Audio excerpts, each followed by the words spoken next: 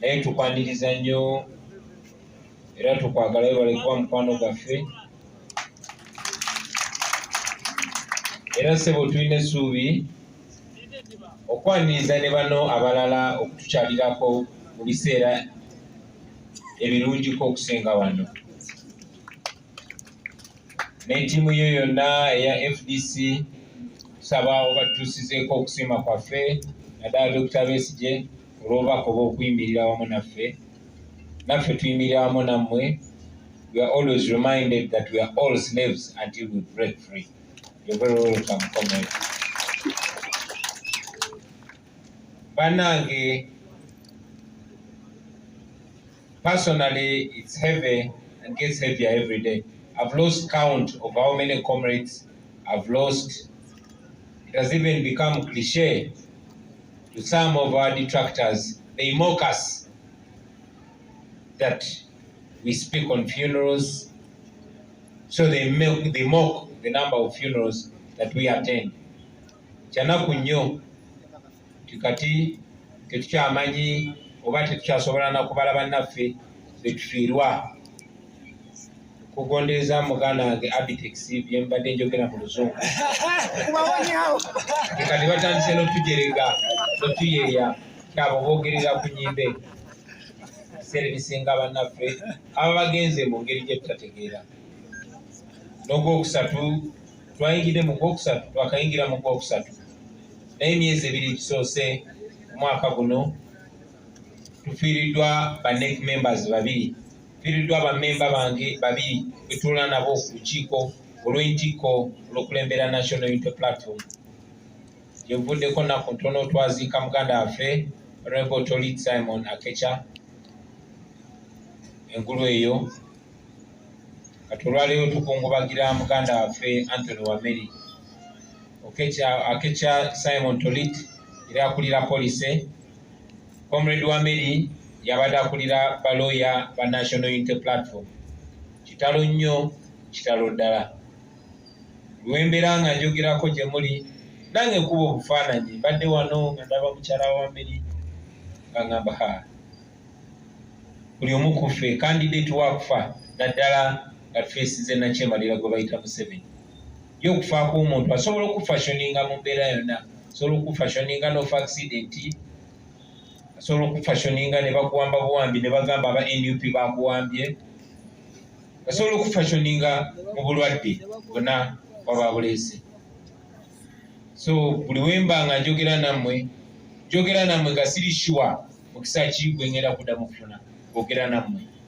Tubeera twogera ne buli omu nange kennyini nga nindiridde olwange. Kitalo nnyo, kitalo ddala tufiiriddwa muganda waffe Kanso Wameli. Njagala kwebaza okwebaza okw'enjawulo bannaffe naddala ab'omu diaspora. Mwebale nnyo, mwebale ddala. Ttiimu yaffe ey'omu diaspora naddala mu Amerika. Bannange mukoze omulimu ogw'amaanyi okujjanjaba Kanso Wameli, okumubudabuda bwe yalwala ennyo ne tulaba nga kyetaagisa ne mukyala we enteekateeka ne zikolebwa n'amwegattako. Nyabo weebale kuba mugumu, weebale tugumiikiriza, weebale twazika mu bbaawo. It is very tough omukyala okubeera ewaka nga naye amanyi bbaawe aze mu mbiri gwe. Weebale nnyo kuba mugumiikiriza. Ttiimu zaffe ez'omu diaspora mwenna abakulembeze bannaffe Comrade Amani Ainebyona, Comrade Dorothy, Comrade Kauma na mwenna abakulembeze be tulina mu diaspora mwebale. Bagambe tufiiriddwa ba NEC members babiri, naye ne munnaffe mwannyinaffe Shamim Malende naye yayita ku lugwanyo namukyalira e Kenya ng'ali bubi nnyo.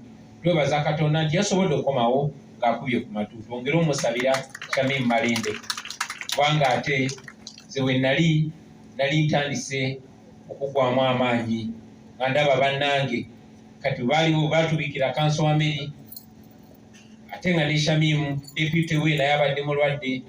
Kibadde disturbing, kyali even more disturbing, and I want to mention that. Okulaba nti twali mukuba obusimu obubudabuda Shamim walidde kamere oli bulungi kyanaku nga ne muffe mulimu ate abaweereza ebigambo eby'obusagwa nga tebava kusaidia nakyemalira nga bava kusaidia ffe.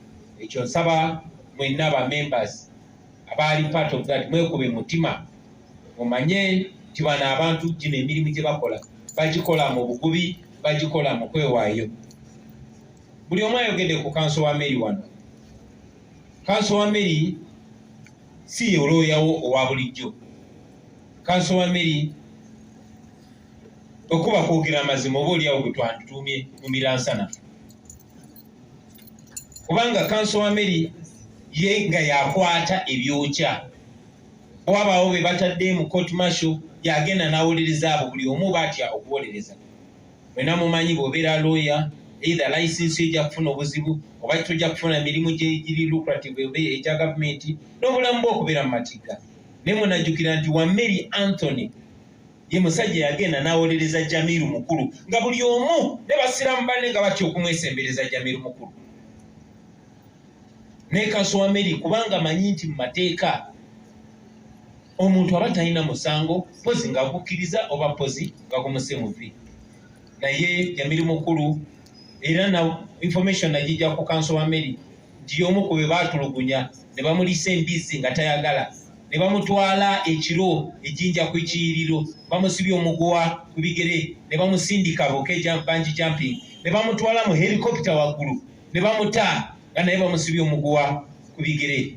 Tocha eyefaanana bwetyo nga kanso Wameli yagiringa n'abantu abafaanana bwe batyo. Muganda wange Lewis akyogeddeko wano nti ne bawamba emmotoka yaffe nga buli omu agamba ekyo kintu kya Museveni bw'abanga yakwesimbyemu tondeetera bizibu. Wameli yagenda era n'abateeka ku pressure n'aginonola.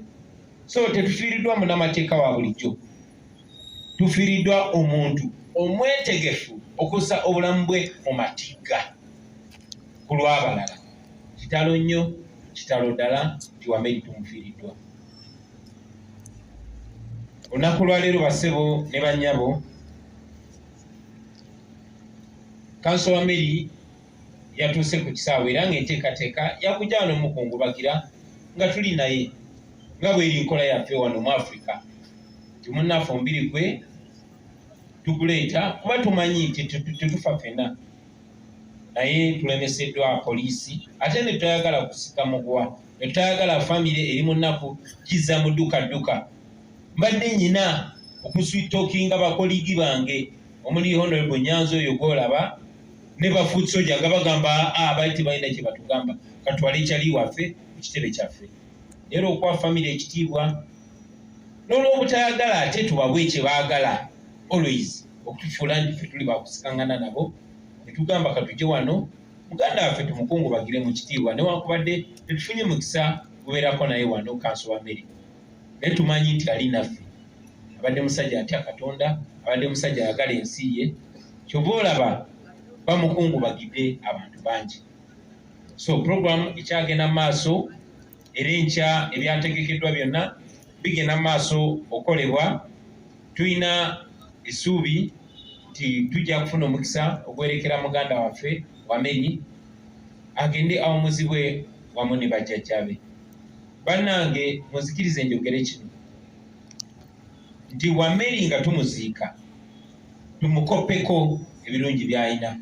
Mukyala we ayogedde ku personal relationship gye mbadde naye saagala gyogerako kuba saagala kunafuwa, naye Wameli abadde wa njawulo nga bw'atandika okusaaga museka n'embuto ne zibaluma ng'alinga comedian, naye nga bw'abeera ku nsonga eziri serious mwenna abeerabiza nti wali okusaaga. Ye Wameli gwe tufiiriddwa, tetusobola kumalayo ebigambo byonna bye twagala kumwongerako, naye tufiiriddwa nnyo. Baganda bange mwenna nga tugenda okuwerekera Wameli, njagala okubasaba, number 1 tufiiriddwa Wameli. Ayagala nnyo okulaba nga ffe tusigaddewo nga twala omulimu maaso, so tukuume obulamu. Obulamu tutandika bukuuma nga tukuuma discipline ku luguudo. Tumanyi nti obulamu bwaffe Museveni yabumalamu ebbeeyi, temukyatya kufa.